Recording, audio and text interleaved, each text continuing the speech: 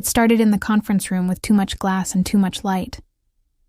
I remember thinking that sunlight had no business being this intrusive, pouring through the wide windows, catching the edges of my reflection as if it were studying me. It made everything look too sharp, too visible, including him. He was standing near the whiteboard, sleeves rolled up, a black shirt clinging just enough to suggest youth without trying. His collar was open, one button undone, that precise kind of careless confidence only someone in their 20s can wear without irony. His hair caught the light, and when he turned toward me, there was a quiet amusement in his eyes. The kind that doesn't ask permission. "Are you going to tell me what you really think?" he said, lips curving. I blinked once, pretending to study the sketches on the board. "I already did." "You just didn't like the answer." He laughed softly. "No, you said it was conceptually bold, but immature. I'm just wondering which part you meant as a compliment."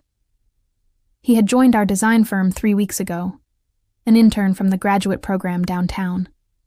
Technically brilliant, absurdly self-assured, and far too comfortable pushing boundaries. I said, keeping my tone measured, "that it's good, but it needs restraint. You can't throw every idea into one composition just because they all look clever." He tilted his head, studying me like I was the design. "You don't like clever?" "I like precision," I said. "Clever gets old fast. So does caution. I should have stopped there, should have walked away with my usual poise. But something about the way he said it, without arrogance, without apology, made me pause. When I finally looked at him again, he wasn't smiling anymore. His gaze had softened, almost contemplative, like he was trying to figure out what kept me so controlled. And that look, it felt like a touch. I turned, pretending to gather my things. "You'll send me the revisions by tonight." "Yes, ma'am," he murmured, just low enough that I almost missed it. I hated the way the words sounded in his voice. Not mocking, admiring, warm, dangerous. Later that afternoon, the office thinned out. The sun was still pouring in through the windows, stretching across the concrete floors like molten gold. I was finishing a call when I heard footsteps behind me. "You left your notebook in the meeting," he said, setting it on my desk. "I figured you'd want it back before I started adding my immature ideas inside." I exhaled a laugh. "You're relentless. Persistent," he corrected, leaning against the edge of my desk. "There's a difference. You shouldn't be in my office." He looked around, unfazed. "Technically, this is a shared workspace." "It's not," I said quietly. "Not when I'm here." For a second, silence stretched between us. His eyes searched mine, steady and unflinching. I could feel the pulse of something shifting, the invisible line we were both pretending not to see. He broke it first. "You don't let people get close, do you?" The question landed like a whisper against skin, too intimate, too direct. "I don't mix work and sentiment," I replied, a little too firmly. He smiled, slow and knowing. "You didn't say no." I stood then, gathering the folder from my desk, letting the motion break the moment. But he didn't move. His nearness made the air feel warmer. His cologne, something subtle, clean, unpretentious, brushed against my senses as he shifted closer. "I should go," he said finally, but his voice didn't sound convinced. "Unless you want to tell me more about precision." I looked up at him, holding his gaze just long enough to remind both of us who was in control. "Good night," I said. He hesitated, then smiled, half amusement, half challenge. "Good night, ma'am." When he left, I sat back down, but I didn't open my laptop. I just stared at the sunlight crawling slowly across the glass table, fading into amber. My reflection looked different in it. Softer, less sure. By the end of the week, his name was everywhere. On drafts, mock-ups, the whiteboard notes. It annoyed me how much I noticed. His handwriting, his phrasing, even his coffee order, black no sugar. I had memorized it without trying. Friday afternoon, we were reviewing a project together in one of the open studios. It was one of those rare, quiet days when the rest of the team was off-site. Sunlight streamed through the tall windows, hitting the walls in long golden strips. The air felt lazy, humming with that late-week stillness. "Your composition improved," I said, scanning the printouts. You're learning restraint, he grinned. I had good feedback. Don't flatter me. It wasn't flattery, he said, stepping closer. You challenge me. No one else does. I looked up from the papers, heart skipping at how close he suddenly was. His presence was magnetic, steady, unafraid, curious in a way that didn't feel naive. That's not my job, I said. Then why does it feel like it is? I laughed under my breath, shaking my head. You're impossible. He leaned in just slightly, enough that I could feel the warmth of him. You think I don't see it? See what? The way you look at me when you think I'm not watching. My breath caught, sharp and involuntary. You're imagining things. Maybe, he said softly, but I don't think so. There was no sound except the hum of the air conditioner and the muted city outside. The sunlight shifted across his face, catching the faintest shadow of a smile. I'm too old for you, I said finally, my voice low. He didn't look away. Then prove it. That one sentence, half dare, half confession, hung between us like a live wire. I wanted to laugh, to scold, to tell him that youth doesn't understand consequence. But the truth was, I felt it too, the dangerous, unspoken truth that something had already begun, and it couldn't be dismissed anymore. He reached out then, not touching, just tracing the air near my wrist, a gesture so slight it could have been accidental, but it wasn't. My pulse betrayed me anyway. The distance between us felt like a held breath. Everything slowed, the light, the sound, even the rhythm of the city beyond the glass. The moment could have shattered or deepened, and I wasn't sure which I feared more. I should review this on my own, I said finally, pulling the folder toward me, pretending composure. He nodded once, not offended, just thoughtful, of course. But before he turned to leave, he said quietly, You don't scare me, you know. You fascinate me. And then he walked away, sunlight following him out the door. When the door clicked shut, I let out a breath I hadn't realized I was holding. Outside, the city shimmered in afternoon gold. Cars glinted. People hurried. The world kept moving, bright and ordinary, as if nothing monumental had shifted. But something had. Because for the first time in years, I wasn't bored. I was burning. I tried to tell myself it would fade, that the flicker between us was only curiosity, a fleeting spark of interest in a long, predictable week. But then came Monday morning, and he walked into the studio with that quiet confidence again. Black, shirt unbuttoned just enough, sleeves rolled, sunlight painting a line down his forearm as he carried coffee to my desk. Thought you might need one, he said. I didn't even drink it. I just stared at the cup, the warmth of it seeping through my fingers. You shouldn't make a habit of this. He leaned against the desk beside me, close enough for the scent of soap and something cleanly masculine to fill the air. It's just coffee. It's never just anything with you. He smiled at that, not smugly, but as though he understood the exact weight of my words. Then maybe you should stop assuming the worst. I looked up at him, and something unsteady moved through me. He had this way of seeing right through the version of myself I showed everyone else, the composed woman who never stumbled, never wanted too much. You should focus on your work, I said, forcing my voice steady. I am. He tilted his head, eyes glinting. You're part of it. That week blurred between restraint and surrender. We'd linger after meetings longer than necessary. Conversation slipped into something softer, more personal. Books, regrets, places we wanted to escape to. He'd sit on the edge of my desk, a deliberate defiance of formality. I'd pretend not to notice the way my pulse betrayed me whenever his knee brushed mine. One afternoon, he caught me off guard. Do you ever let anyone in? He asked. Into what? Whatever's behind that calm. I smiled faintly. You assume there's something to let into. He leaned forward, elbows on his knees. I don't assume. I notice. There was a gravity to his tone that made the air thicken. I wanted to look away, to reclaim the authority I'd always held so easily. But I couldn't. "I'm not your project," I said. "I'm not trying to fix you," he replied. "I just want to know what you look like when you stop pretending." The words struck deep, too close to the truth. For years, I had been the one in control, the one untouched by chaos or longing. Desire was something I had taught myself to manage, like deadlines or clients, predictable, contained.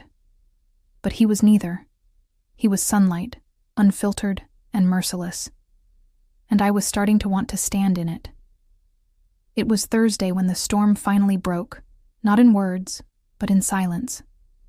We were reviewing a campaign presentation, side by side at my desk. The rest of the office had gone quiet.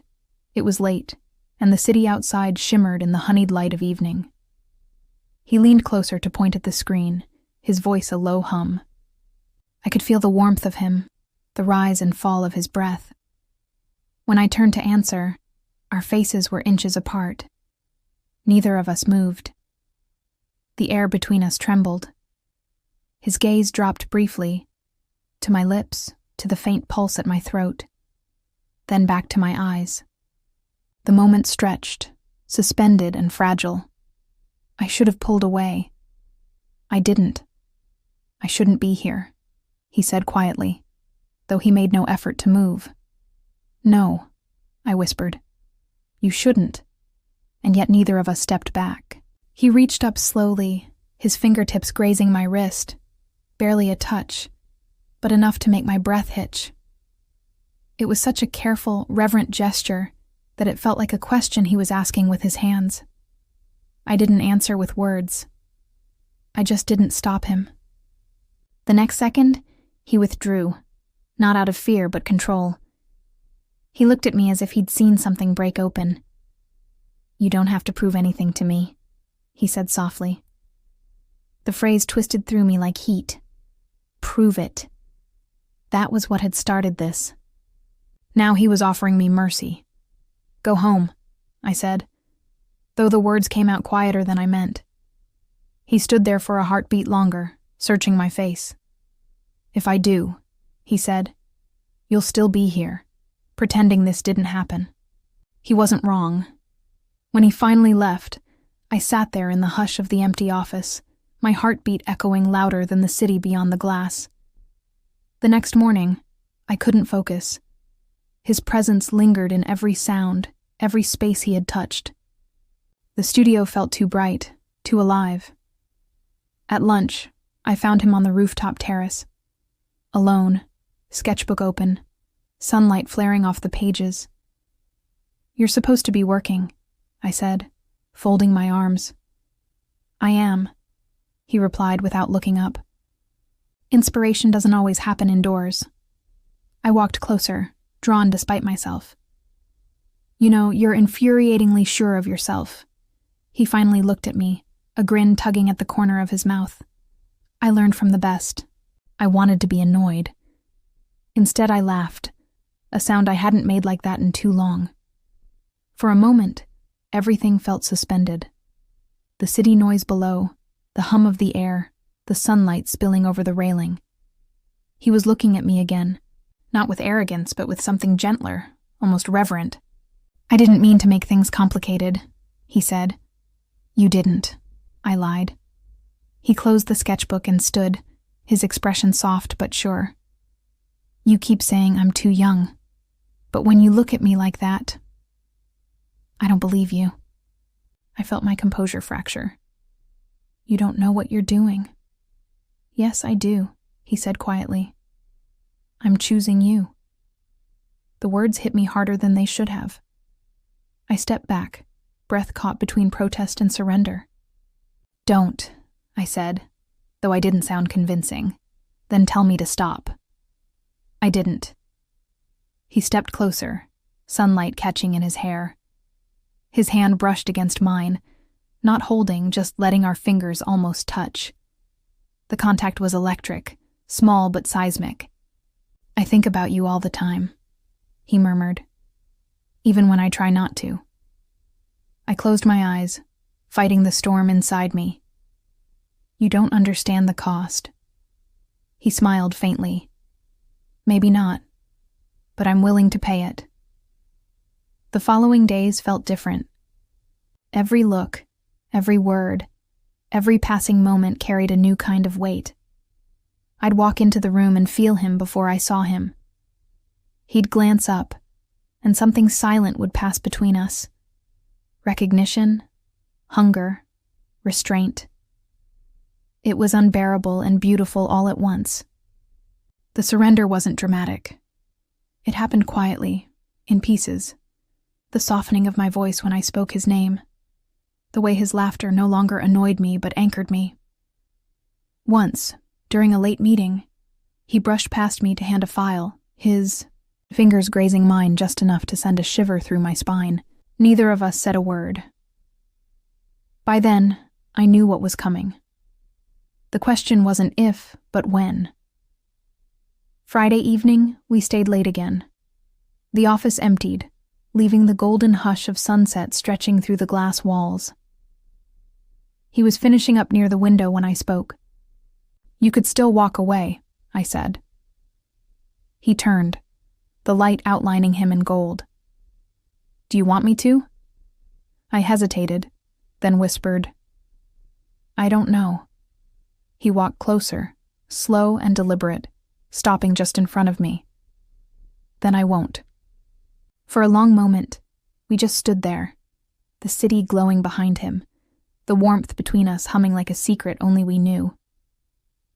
He reached up, brushing a strand of hair from my face, fingers trembling slightly. I caught his hand before he could pull back. I told you I was too old, I said, voice unsteady. He smiled, that same infuriatingly calm smile. Then prove it. This time it wasn't a dare. It was an invitation. To stop hiding behind years, to stop measuring everything I wanted against what was appropriate. I didn't move toward him. I didn't have to. The truth was already between us, clear as the sunlight bleeding into dusk. For the first time in years, I wasn't holding back. I didn't see him over the weekend. It shouldn't have mattered. I told myself that. I told myself that what happened Friday night wasn't anything at all.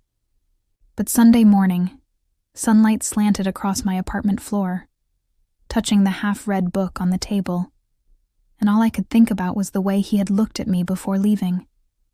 Not as a boy chasing something forbidden, but as a man who already understood the consequences.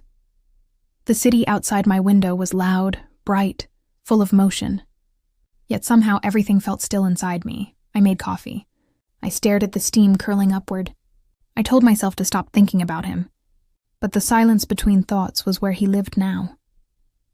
When Monday came, I almost convinced myself it would fade, that the current between us had burned out. Until he walked into the studio. He was earlier than everyone else, sunlight following him in, his shirt open at the collar as always. He smiled when he saw me. Morning, I tried to sound casual. You're early. I couldn't sleep. There was no hesitation in his voice, no apology either. Just truth, we worked without talking much. The air between us was quieter now, steadier, but charged with something unspoken. Around noon, I found the courage to say it. We can't keep doing this. He looked up from his screen. Doing what? This. I gestured between us. Whatever this is. He leaned back in his chair. Then tell me you don't want it. The words hit harder than I expected. He wasn't teasing this time. He meant it. I opened my mouth, but nothing came. I wanted to say the sensible thing, the safe thing, but my silence betrayed me. He studied me for a moment, then nodded, as if he understood something I couldn't admit. You think it'll ruin your control? He said quietly. It won't. It'll just make you human again. That afternoon, I avoided him. Meetings, calls, meaningless distractions, anything to restore the illusion of order. But by evening, I caught him alone in the lobby, waiting for the elevator. The glass walls shimmered with late sunlight. The city outside was drenched in gold. He didn't say anything when I stopped beside him, Neither did I. When the elevator doors opened, we both stepped inside. The ride was silent, too silent. I could hear the hum of the motor, the faint rustle of his breath. At the 5th floor, the elevator jolted slightly, halting for a brief second before moving again. That tiny moment of suspension, that fraction of a heartbeat where everything was still, was the moment I realized I didn't want to keep pretending. I turned toward him. "You were right," I said. He frowned slightly. "About what?" "About me. About control." The words came out softer than I intended, but they felt true. I've spent years convincing everyone, including myself, that I don't feel things deeply, that I can choose logic over everything else. He took a slow step closer. "And now?" "Now I'm tired of pretending." The doors opened on our floor, sunlight spilling inside like a spotlight. For a second, neither of us moved. He smiled, not triumphant, not teasing, just real. "Then stop." Later that night, I found myself walking through the quiet streets near the office. The air was warm, the city pulsing with the low hum of traffic and laughter and life. I didn't expect to see him again, but he was there, sitting outside a small cafe, sketchbook open, a half-finished coffee beside him. He looked up as I approached, that familiar calm already softening his features. "I was starting to think you'd gone into hiding." "Maybe I did. Did it help?" I smiled faintly. "Not really." He gestured to the chair across from him. "Sit." I hesitated, then did. The late afternoon sun wrapped everything in honeyed light, turning the edges of his hair gold. He studied me for a moment, then said quietly, "You keep running from the part of yourself that still wants things." I looked down at the table, tracing the rim of my cup. "It's easier than being disappointed." He leaned forward. "You think wanting me is disappointment?" I met his gaze, steady this time. "No, it's terrifying." Something flickered in his eyes. Something soft, proud, and aching all at once. Then maybe that's what makes it real. For a while, we didn't speak. The street was full of life. People passing, laughter spilling from doorways, sunlight stretching across glass windows. Yet it felt like the world had narrowed down to just the two of us. He reached across the table, fingertips brushing mine. This time I didn't pull away. His touch wasn't asking for anything. It was simply there, grounding, quiet, steady. Weeks passed. The gossip started, office whispers, sidelong glances, questions that hung too long in conversation. I'd been through worse, but this time it felt different. The judgment didn't sting as much as the idea of losing what we had built in that unspoken space between us. He saw it too. The way I'd tense when someone mentioned his name, the way I'd retreat into silence. One afternoon, he found me in the studio, sitting alone at my desk. "You're pulling away," he said simply. "I'm protecting us," I replied. "From who?" "From everyone." He shook his head.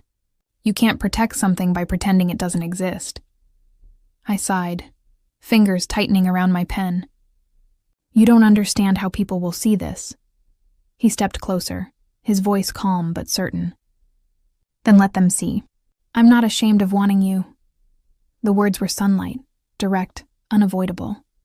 I stood, heart pounding. "You'll regret this one day." He smiled softly. "Then I'll regret it loving you, not missing you." The honesty in his voice broke something open inside me, the last of the walls I'd built around myself. I didn't sleep that night. I sat by my window, watching the city glow under the fading sky. Everything felt lighter somehow, even the ache in my chest. I realized then that love, in its simplest form, wasn't about permission. It was about choice, about daring to step into the light, even when the world preferred the safety of shadows. And I was done hiding. The next morning, I walked into the studio with the kind of calm that doesn't need armor. He was already there, setting up his presentation. When he saw me, he smiled. Small, private, like a secret between us. "Ready for the big meeting?" He asked. "Yes," I said. And then, after a pause, "For all of it." He caught the meaning instantly. His eyes softened, a quiet relief flickering through them. During the meeting, we were careful, professional, composed, but something in the way we exchanged glances told a different story. Not one of scandal or guilt, but of connection, of two people who had chosen to be seen. When it ended, he lingered by my desk. "Coffee after work?" he asked. I smiled. "You never stop trying, do you?" He grinned, that familiar warmth lighting his features. "Only when I get what I want." That evening, the city was bathed in sunlight, long and golden, stretching across the skyline. We walked through it together, side by side, no longer needing to fill the silence with excuses. He told me about his plans, his projects, his future. I listened, realizing I wanted to be part of it, not as a secret, but as something real, something chosen. At a crosswalk, he turned toward me.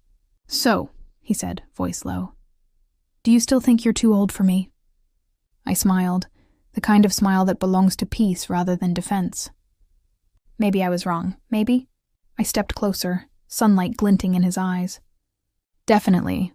He laughed softly, the sound easy, bright. And when our hands found each other, it felt natural. No fear, no hesitation, just the quiet certainty of two people who had stopped pretending. The world didn't end. The sky didn't fall. The city kept shining, alive with noise and movement and color. But inside that moment, it was only us, sunlight, breath, and something tender enough to last. For the first time in years, I felt weightless, not because I had given in, but because I had finally let go. If this story made your heart race, or your breath catch in those quiet, charged moments, don't slip away just yet. Tap like, comment, and subscribe to follow my next stories. Each one a new confession, a new connection, a new sunlit moment where love dares to break the rules. Tell me below what part stayed with you. Her restraint, his persistence, or that final golden moment when she finally let herself feel again. Your words keep these stories alive,